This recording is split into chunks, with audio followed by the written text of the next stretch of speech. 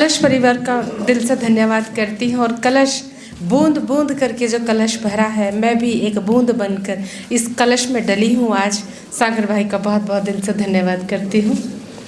और सच में मोनिका जी, आपने जो कविता सुनाई है ना, हम सभी बेटियों की डे टू डे लाइफ का हिस्सा है। माएँ फ़ोन करती है, आजा मक्खन बना रखा है, आजा 2 किलो घी जोड़ रखा है। हम कहते हैं आएंगे और फिर हम व्यस्तता में इतने बिजी हो जाते हैं कि माँ को वीडियो कॉल से ही बहला फुसला देते हैं।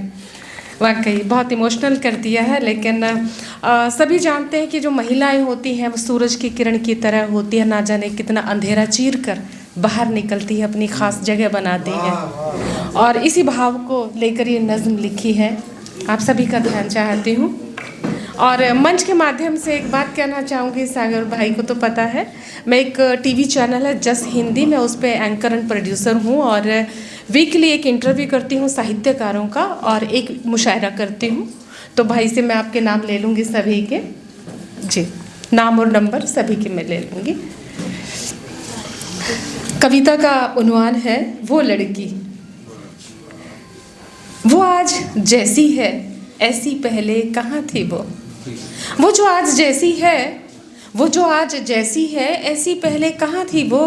खूबसूरत चंचल हिरनी थी वो, नाजुक रंगीन तितली थी वो, बेहद ही हसीन थी वो, उस पर बहुत ज़हीन थी वो, उस पर बहुत ज़हीन थी वो जो थी तब अब थोड़ी ना है वो जो थी तब अब थोड़ी ना है वो जो आज ऐसी है ऐसी पहले कहाँ थी वो।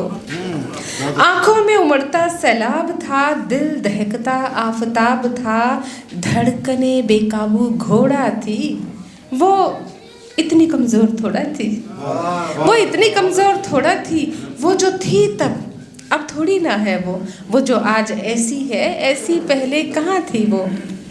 ध्यान चाहती हूँ कि तेरे छुटे साथ ने, हाथ से छुटे हाथ ने, रिश्तों की ताक ने, समाज की नाक ने उसे लोहा बना दिया।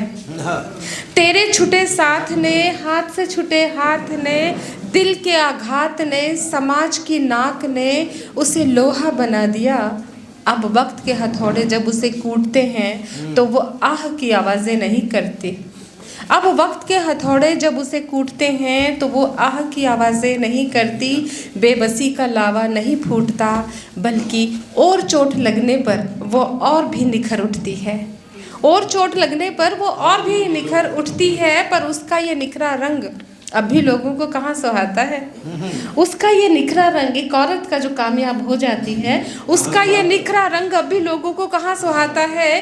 कोई व्यंग्य या चुटकुला उस पर छोड़ा जाता है, कहते हैं बेअसर है वो, कहते हैं कि बेअसर है वो, दरअसल बहुत असर होने के बाद बेअसर हुई है वो, दरअसल बहुत असर होने के बाद बेअसर हुई है वो। वक्त ने उसे सभी मौसमों की मार दी है, फिर भी उसने अपनी ज़िंदगी संवार दी है। सैलाब, सभी का ध्यान चाहती हूँ। सैलाब, आफताब, घोड़ा, हिरनी, तितली, हसीन, ज़हीन, रिश्तों की ताक, समाज की नाक, हथौड़े, गूंगी चीखों, लोहे से बनी, व्यंग्य में लिखी एक किताब है वो, सखी जिसे लोग अब पढ़ने लगे हैं, सखी जिसे लोग अब पढ़ने लगे हैं। बहुत शुक्रिया।